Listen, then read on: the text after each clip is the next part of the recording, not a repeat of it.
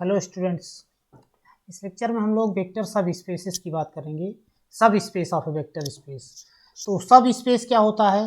तो सब स्पेस की हम डिफिनेशन देखेंगे कि ये subset W of a vector space V over a field F is called subspace of V if W is itself a vector space. W खुद अगर वेक्टर स्पेस हो जाए with operation of addition and scalar multiplication defined on vector space V, कि जो vector space V में addition और scalar multiplication define है, उन एडिशन और स्केलर मल्टीप्लिकेशन के रिस्पेक्ट में अगर W खुद वेक्टर स्पेस हो जाए तब हम W को बोलेंगे सब space of the vector space V। This implies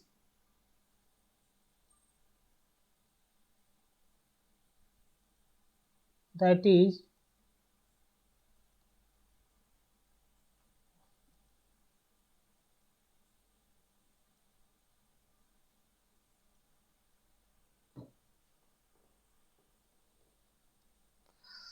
if these three properties are satisfied.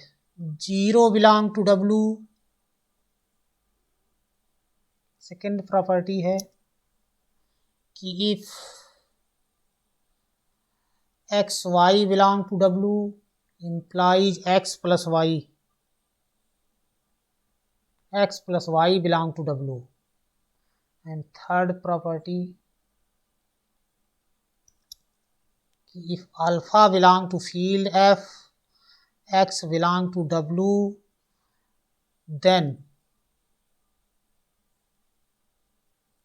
alpha x belong to W. If these three properties are satisfied, then W is a vector subspace of vector space V. कि अगर ये तीन property satisfied हो जाएं कि 0 belong करे W में, if W is any subset of vector space V, और W ये तीन प्रॉपर्टी से होल्ड कर जाए W के अंदर, कि 0 बिलोंग कर जाए W में, कोई भी अगर दो एक्स वाई W में बिलोंग कर रहे हैं तो इनका सम x प्लस वाई भी W में बिलोंग करे, मतलब एडिशन जो है बाइनरी ऑपरेशन होना चाहिए W पर। And if alpha is any element of field F and x belong to W, then alpha x belong to W, means W is closed under scalar multiplication, W is closed under addition.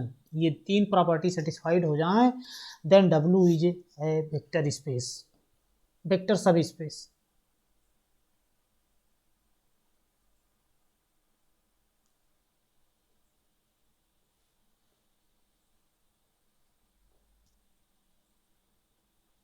अब इन तीनों condition को एक single condition से हम replace कर रहे हैं।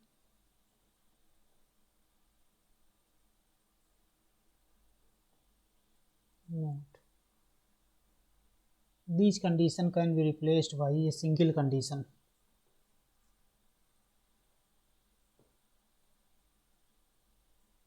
These conditions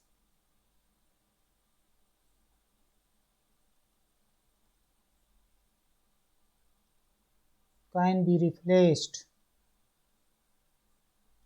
by a single condition.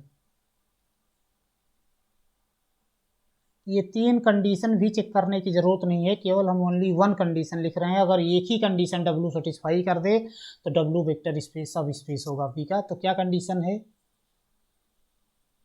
A non empty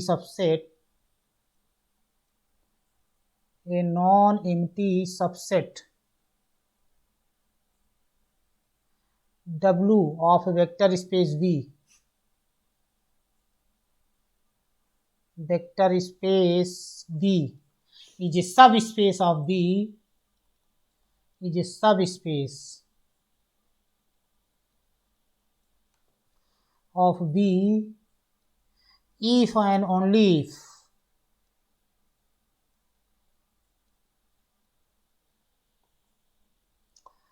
alpha x plus beta y belong to W for all alpha beta belong to field F and for all x y belong to W, कि W का कोई भी दो element x Y लिया जाए और कोई भी दो एलिमेंट फील्ड के लिए जाए, दो स्केलर कोई भी अल्फा बीटा लिए जाए, अगर alpha x plus beta y W में बिलोंग कर जा रहा है then W is subspace of vector space भी। केवल इस एक कंडीशन को हमको वेरीफाई करना रहेगा, अगर कोई भी नॉन एम्प्टी सबसेट है वेक्टर स्पेस भी का और इस कंडीशन को सेटिस्फाई कर दे रहा है तो सर्टेनली वो non empty subset vector space भी का सब स्पेस होगा। सब स्पेस है मतलब वो खुद एक वेक्टर स्पेस है।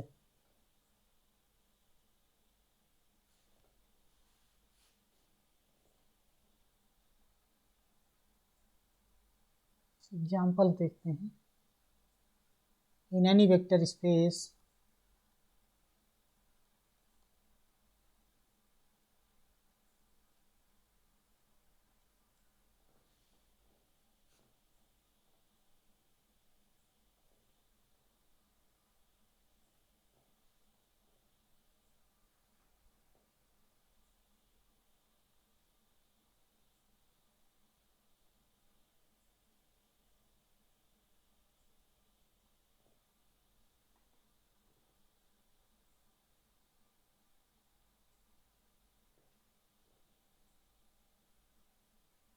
Zero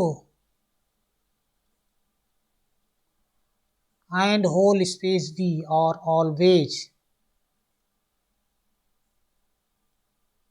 subspace of D।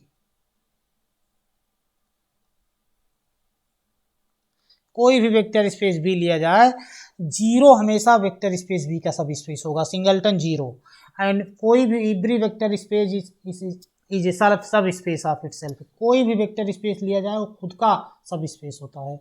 The subspace this is singleton zero, this is called zero subspace of vector space B. The सब स्पेस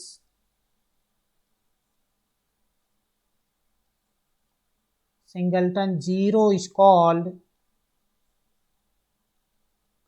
zero subspace।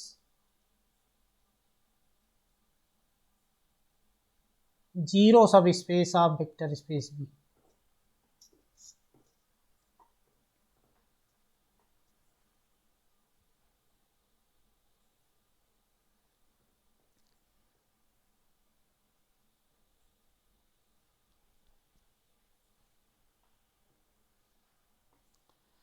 और एग्जाम्पल हम लोग देखते हैं।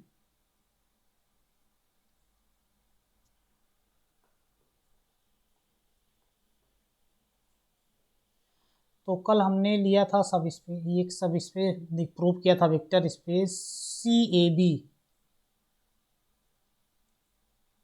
कौन सा सब स्पेस था? C A B. क्या था? The set of all, the set of all continuous real valued function, set of all real valued continuous functions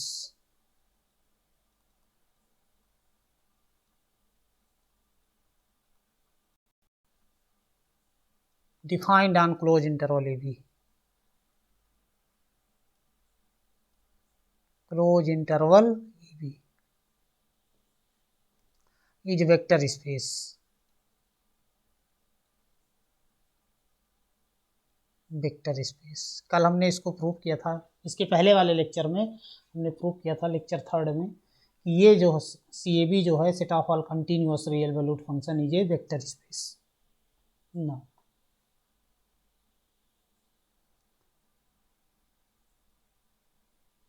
let DAB denote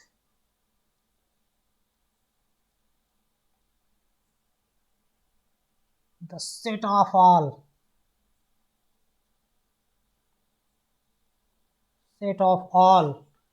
real valued differentiable function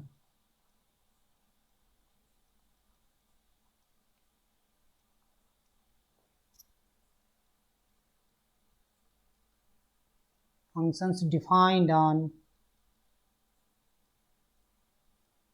closed interval AB। दस DAB कौन सा set है? set of all differentiable functions, f is function from closed interval a b to r real valued function है such that f is differentiable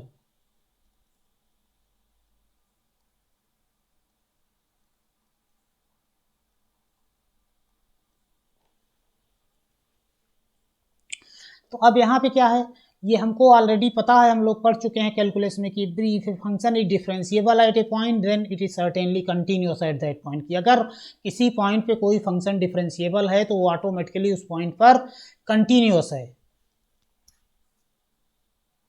तो let f belong to capital D A B, तो अब अगर f D A B में belong कर रहा है then f is differentiable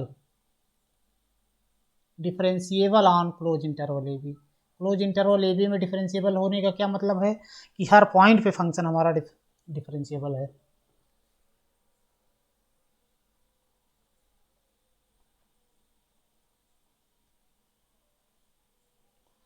अब अगर f डिफरेंशिएबल है एंड हेंस डिफरेंशिएबल है तो ऑटोमेटिकली कंटिन्यूअस होगा and hence f is continuous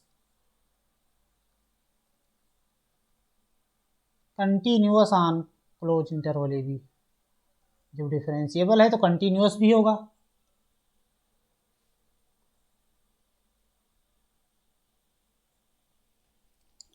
तो अब अगर f कंटिन्यूअस हो गया क्लोज इंटरवल ए बी में तो क्या होगा, देयरफॉर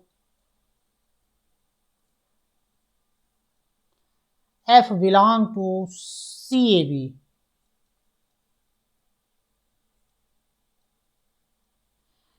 CAB क्या है, set of all continuous functions from close interval A B to are.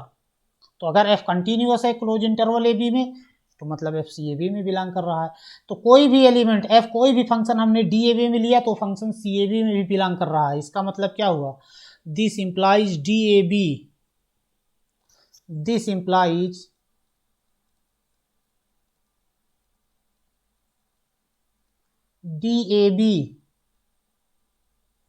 is a subset of CAB।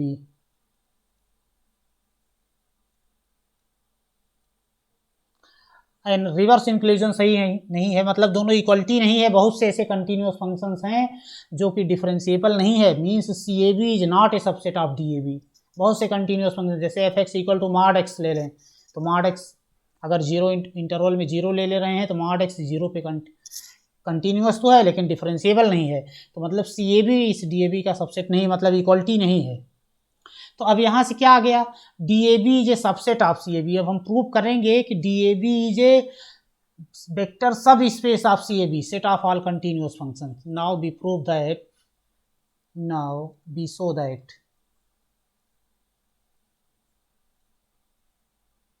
That DAB is a subspace of CAB, is a vector subspace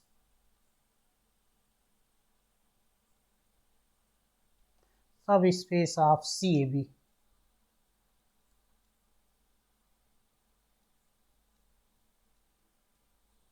तो vector subspace prove करने के लिए क्या हमको prove करना पड़ेगा कि कोई भी दो एलिमेंट x और y लिया जाए, दो स्केलर अल्फा बीटा ले लिया जाए। अगर alpha x plus beta y उसी से W में बिलोंग कर जा रहा है तो W सब स्पेस है। तो यहाँ पे हमको DAB को प्रूव करना था, हम दो एलिमेंट ले रहे हैं DAB के। Let alpha beta be any two scalars, alpha beta belong to R, यहाँ पे फील्ड है रियल नंबर है, and f g are any two functions belong to DAB, means f and g are real valued function defined on closed interval AB to R and f and g are differentiable। Now since अब हम use करेंगे algebra of differentiable function कि अगर f differentiable है, g अगर f differentiable है तो f को किसी नंबर से अगर मल्टीप्लाई कर दिया जाए 2f 3f 4f 1/2f, मतलब if f is differentiable then alpha f is differentiable। Since f and g are differentiable so alpha f and beta g are also differentiable.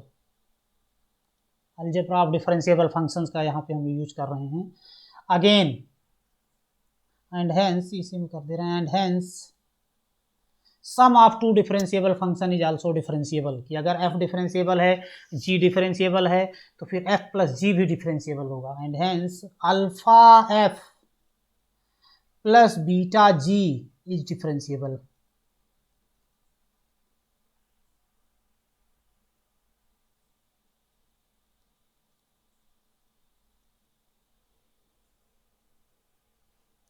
अब जब alpha f plus beta g differentiable हो गया, इसका मतलब क्या हुआ, this implies alpha f plus beta g belong to DAB, set of all differentiable real valued function defined on closed interval AB। For all कोई भी दो स्केलर अल्फा बीटा लिया जाए, अल्फा बीटा का कोई रोल ही नहीं है, for all scalar alpha beta belong to R and for all FG belong to DAB। इसका मतलब क्या हुआ, hence 10 DAB is a subspace,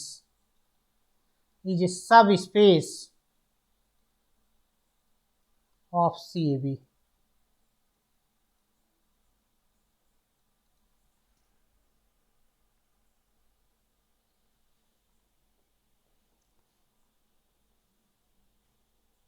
next example और हम लोग देख रहे हैं, again example.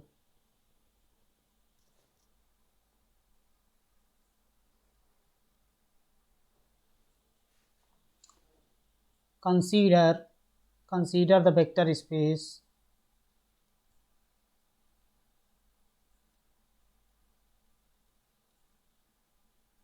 n cross nf, set of all n cross n matrices within trees from the field f।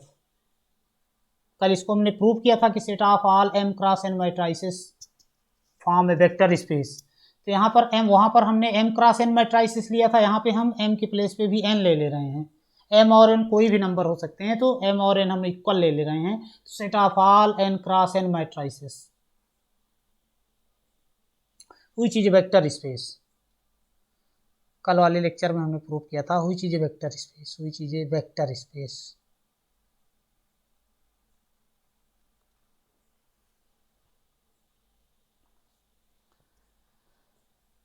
let now n square matrix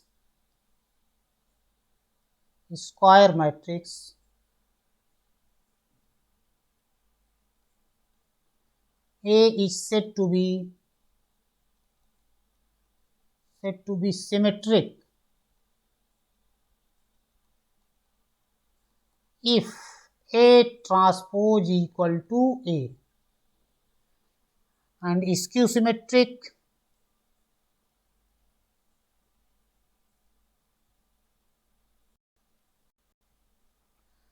if A transpose equal to minus A। let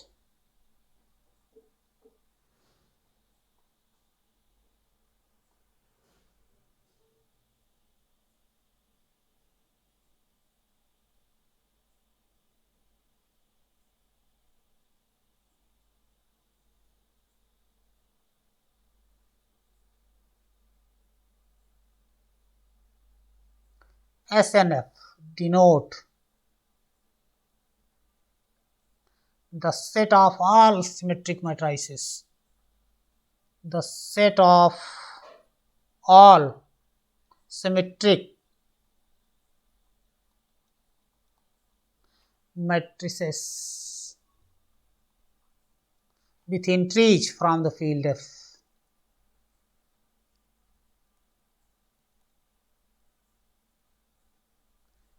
from the field F। Now we prove that now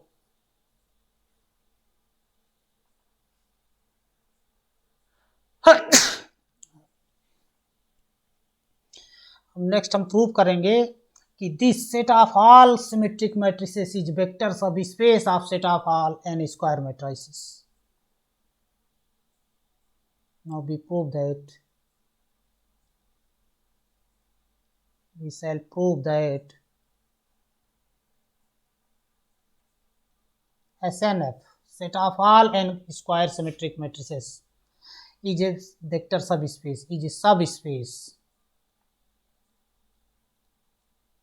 subspace of MNF. n cross NF को हम short में इसको MNF लिखते हैं, इसी को हम ऐसे भी लिखेंगे MN क्रॉस NF को हम लिख रहे हैं MNF set of all n square matrices.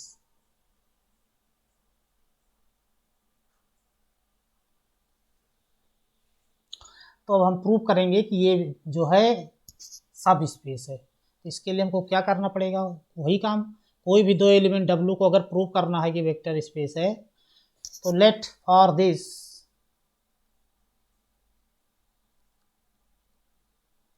let alpha beta be any two scalar alpha beta belong to field F and A B belong to SNF. तो अगर हमको प्रूव करना है कि W को किसी भी नॉन एम्प्टी सबसेट W को वेक्टर सब स्पेस है, तो हमको क्या प्रूव करना होता है कि alpha x plus beta y belong to W for all alpha beta belong to field F and for all x y belong to W. मतलब कि W का दो एलिमेंट एक्स वाई लिया जाए, दो एलिमेंट इस दो स्केलर फील्ड के लिए जाए अल्फा बीटा, और अगर alpha x plus beta y field में बिलोंग कर गया तो काम हो गया. तो अब हमको प्रूव करना है कि alpha a plus beta b ये भी SNF में बिलोंग करेगा. तो since A B belong to SNF, this means A and B are symmetric matrices. तो अब अगर A सिमेट्रिक मैट्रिक्स है तो क्या होगा, A transpose equal to A. Transpose क्या होता है मैट्रिक्स का, कि रो और कॉलम को इंटरचेंज कर दिया जाए किसी मैट्रिक्स के, तो जो मैट्रिक्स मिलेगा उस मैट्रिक्स को गिवन मैट्रिक्स का ट्रांसपोज बोलते हैं. A transpose equal to A and B transpose equal to B. Now अब हमको प्रूव करना है कि alpha A plus beta B भी SNF में बिलोंग करेगा. तो alpha A plus beta B SNF में कब बिलोंग कर जाएगा, जब alpha A plus beta B symmetric matrix हो जाए. तो हम दिखाएंगे इसको, alpha A plus beta B transpose. तो अब बाई प्रॉपर्टी ऑफ ट्रांसपोज की प्रॉपर्टी सब लोगों ने मैट्रिक्स में पढ़ा होगा कि A plus B transpose equal to होता है A transpose plus B transpose. तो उस रूल से ये हो जाएगा alpha A transpose plus beta B transpose.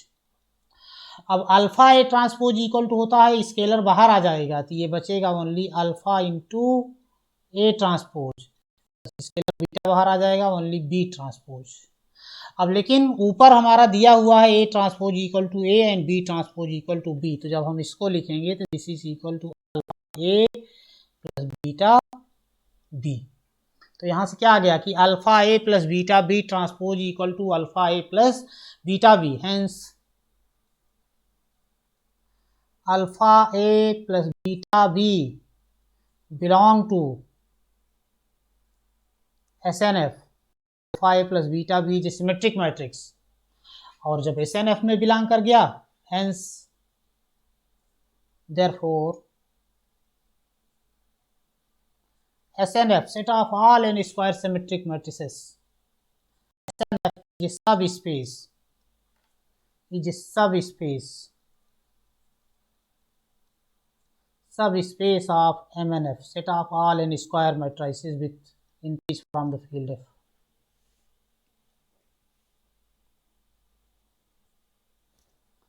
Similarly,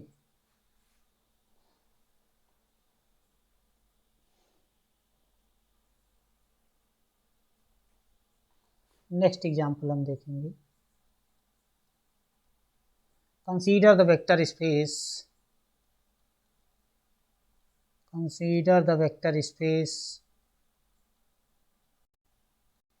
first lecture में हमने प्रूव किया था fx of all polynomials in X with coefficient from the field F.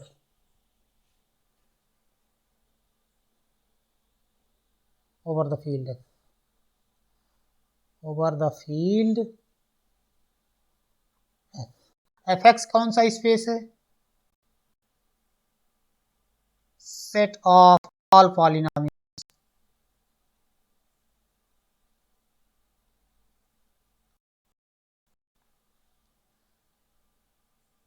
with coefficient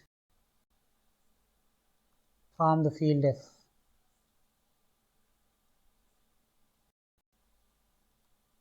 Set of all polynomials over the field F. ये set है हमारा Fx. इसको हमने prove किया था कि this set is a vector space. हमने polynomial का एडिशन डिफाइन किया था, स्केलर मल्टीप्लिकेशन डिफाइन किया था, और उन एडिशन और स्केलर मल्टीप्लिकेशन के रिस्पेक्ट में ये इस सेट जो है हमारा वेक्टर स्पेस बन गया था. Set of all polynomials in X. Now let Pnx denotes set of all polynomials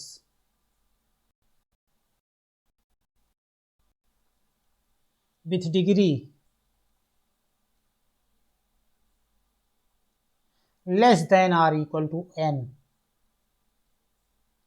Less than or equal to n. तो Pnx set of all polynomials in X.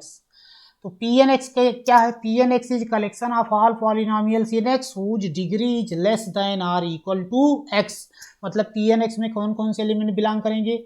0 polynomial belong करेगा, 1 degree के polynomial, 2 degree के polynomial, 3 degree के polynomial, ये सब Pnx में belong करेंगे up to n degree के, 0 से लेकर के n डिग्री तक, इंक्लूडिंग 0 पॉलिनोमियल. n डिग्री तक के जितने पॉलिनोमियल हैं वो सब के सब Pnx में डिनोट करेंगे. तो हम ये दिखाएंगे कि Pnx is a vector subspace of Fx.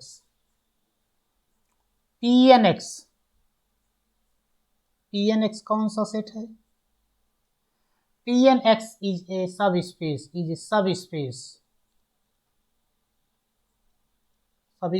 Of vector space of all polynomials in X. इसका एक सब स्पेस है.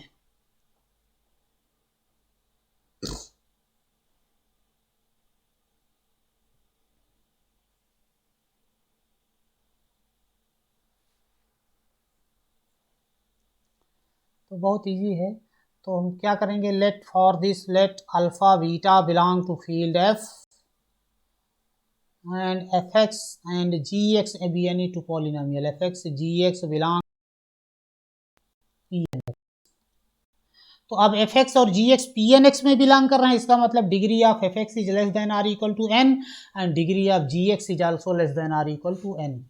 Then degree of Fx is less than or equal to n and degree of Gx is less than or equal to n. Now, अब alpha f, now degree of alpha Fx Gx.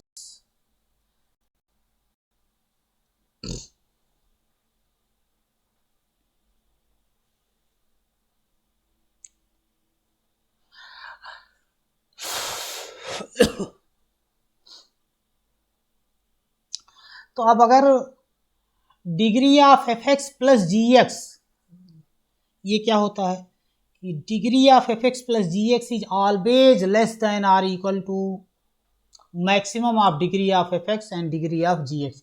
इन दोनों में जिसकी degree भी maximum होगी उस degree से इन सम की डिग्री या तो इक्वल होगी या तो उससे लेस होगी. And degree of Fx is same as degree of alpha Fx. तो degree of alpha Fx plus beta Gx is same as this is less than और इक्वल टू मैक्सिमम ऑफ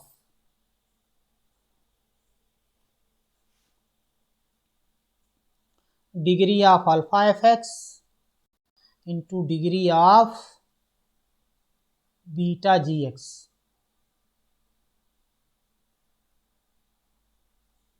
इन दोनों में जिसकी भी डिग्री ज़्यादा होगी उन दोनों की डिग्री से ये हमेशा लेस रहेगा या इक्वल रहेगा।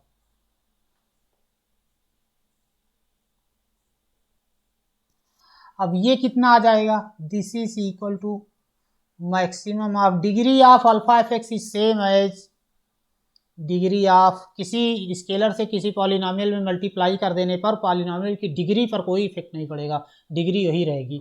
तो degree of alpha F x is same as degree of F X and degree of beta ji x is same as degree of G x.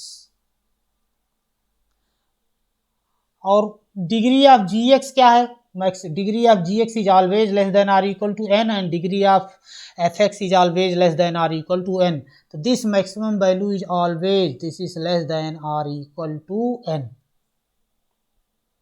तो यहां से क्या आ गया कि degree of alpha F x plus beta ji x is less than or equal to n. This means alpha F x plus beta ji x this is belong to P n x for all alpha beta belong to field F and for all fx gx belong to P and X. This thus hence P and X is a vector subspace, is a subspace, is a subspace of fx, set space of all polynomials.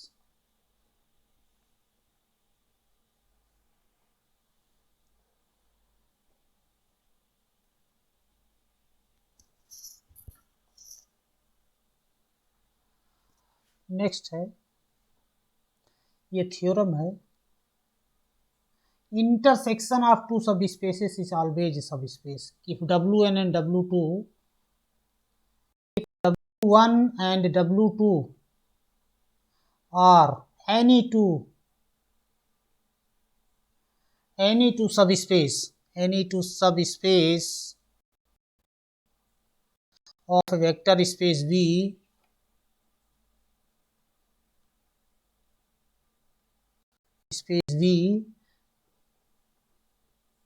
then W1 intersection W2 is also a subspace. So a subspace of V,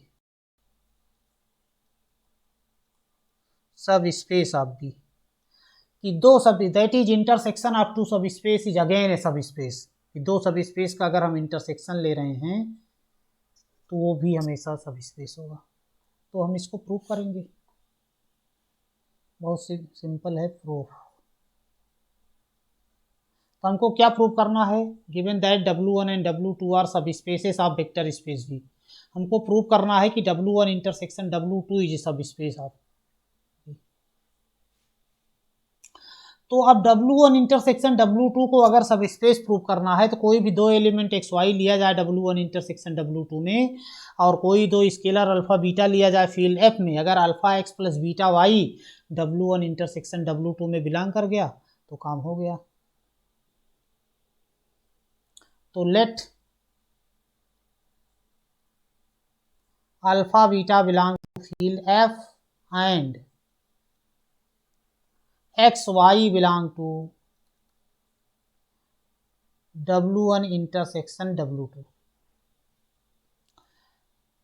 Then अब अगर XY W1 intersection W2 में belong कर रहे हैं तो this means XY belong to W1 and XY belong to W2. Then XY belong to W1 and also XY belong to W2, दोनों में common है। तो अब नेक्स्ट क्या है कि W1 एंड W2 आर सब स्पेस, W1 भी सब स्पेस है, W2 भी सब स्पेस है। तो since W1 and W2 are सब spaces,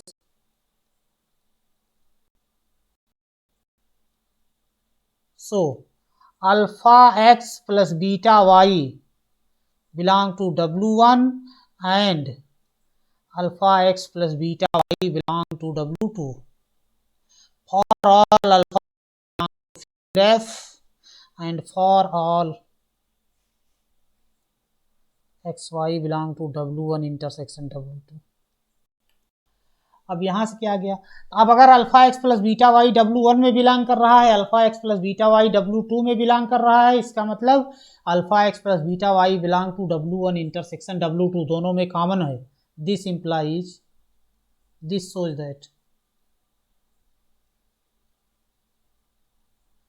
alpha x plus beta Y belong to W1 intersection W2 for all alpha beta belong to field F and for all x y belong to intersection W2।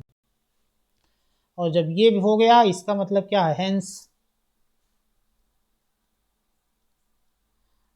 W1 intersection W2 is subspace of B, सब space of B. तो कोई केवल दो ही सब space का intersection जरूरी है, कितने भी सब स्पेस ले, चाहे जितने सब स्पेस ले जाएं, आर्बिट्रेरी इंटरसेक्शन ऑफ सब स्पेस, उनका इंटरसेक्शन हमेशा सब स्पेस रहेगा। यूनियन के केस में ऐसा नहीं है। नेक्स्ट है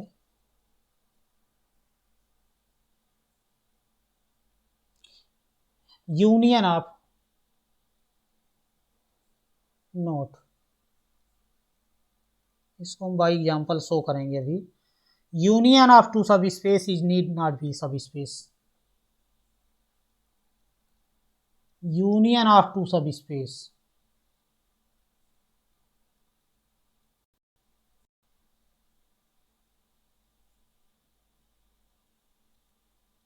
नीड नॉट बी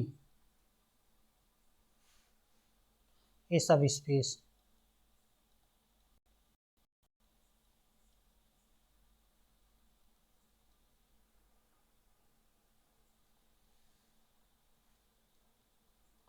तो दो सब स्पेसिस का यूनियन हमेशा सब स्पेस हो जरूरी नहीं है, बट कब सब स्पेस होगा, no, W1 union W2 is a सब स्पेस, इज ए सब space if either W1 is a subset of W2 or W, that is union of two subspace is subspace if one subspace is contained in other, कि अगर एक subspace दूसरे का subset हो तब दोनों subspaces का यूनियन जो है सबस्पेस होगा, अदरवाइज दो सबस्पेसेस का यूनियन सबस्पेस नहीं होगा। तो इसको हम अभी एक और एग्जांपल दे रहे हैं, फिर इसको हम शो करेंगे ये सब स्पेस नहीं है।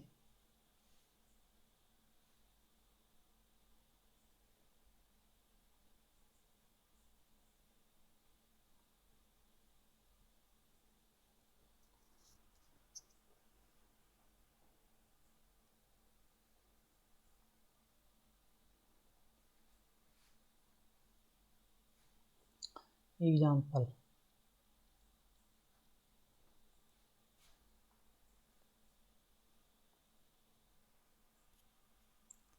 consider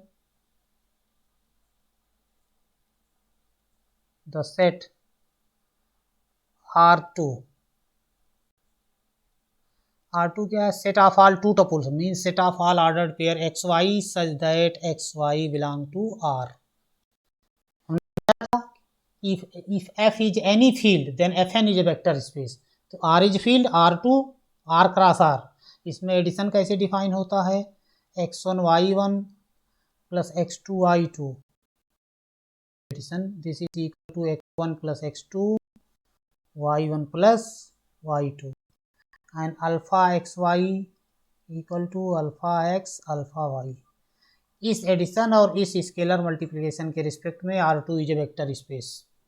हमने प्रूव किया था Fn is a vector space, n के प्लेस पे आप 2 ले लो और f के प्लेस पे R ले लो, और तो इसको इजीली आप वेरीफाई कर सकते हो, R2 is a vector space. अब हम इसके दो सब स्पेसेस ले रहे हैं और हम दिखाएंगे कि दोनों सब स्पेसेस का यूनियन जो है सब स्पेस नहीं है।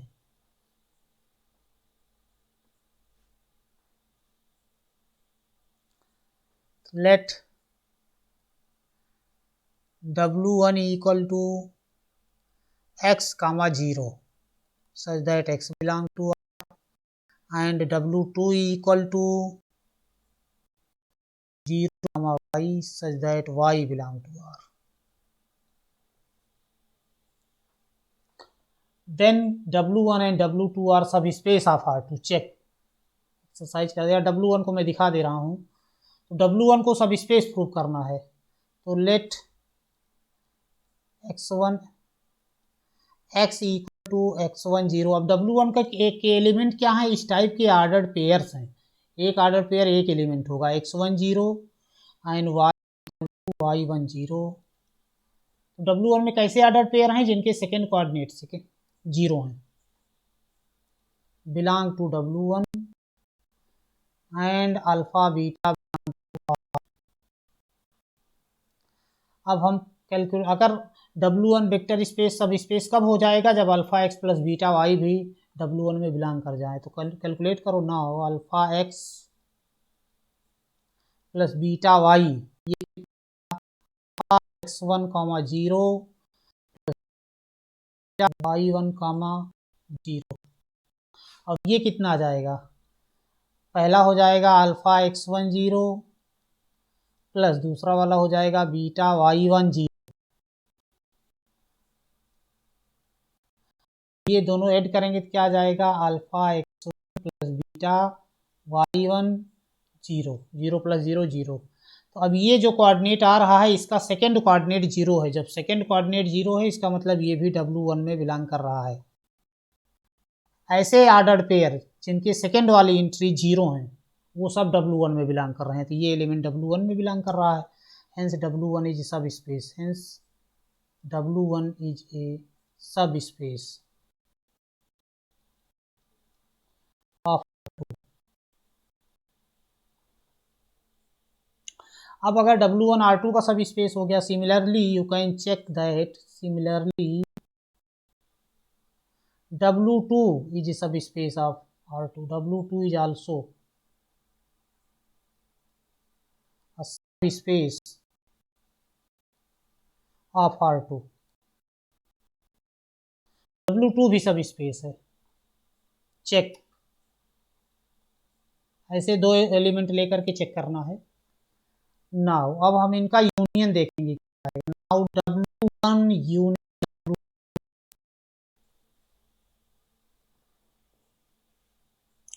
तो W1 यूनियन W2 में किस टाइप के पॉइंट आएंगे, ऐसे सारे आर्डर पेयर आएंगे जिनके सेकेंड कोऑर्डिनेट 0 हैं, और ऐसे सारे आर्डर पेयर आएंगे जिनके की फर्स्ट कोऑर्डिनेट 0 हैं। इसके अलावा और कुछ नहीं आएगा। तो इनमें किस टाइप के पॉइंट आएंगे, ordered pair x comma 0 and ordered pair 0 comma y such that x y belong to R। ऐसे सारे आर्डर पेयर बिलोंग करेंगे W1 यूनियन W2 में। अब हम इसको प्रूव करेंगे कि W1 यूनियन W2 जो है ये वेक्टर स्पेस नहीं है। तो इसके लिए हम क्या प्रूव करेंगे,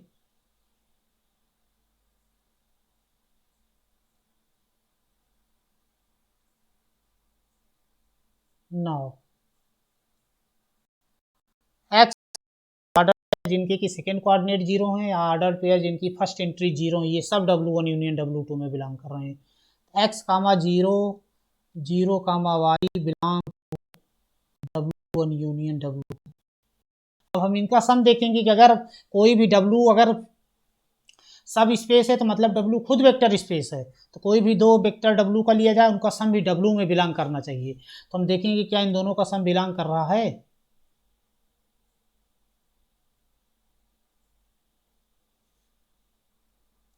and x comma 0 plus 0 comma y कितना आ जाएगा, this is equal to x plus 0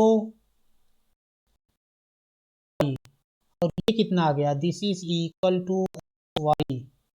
which is not belong to W1 union W2, not belong to W1 union W2, x y non zero हम ले रहे हैं, तो ये W1 यूनियन टू W2 का कोई दो एलिमेंट ले रहे हैं, दो वेक्टर ले रहे हैं, तो उनका सम W1 यूनियन W2 में नहीं है। इसका मतलब क्या है, W1 union W2 is not A vector सब स्पेस। तो दो सब स्पेसेस का यूनियन सब स्पेस हो जरूरी नहीं है, hence W1 union W2 is not a subspace of R2।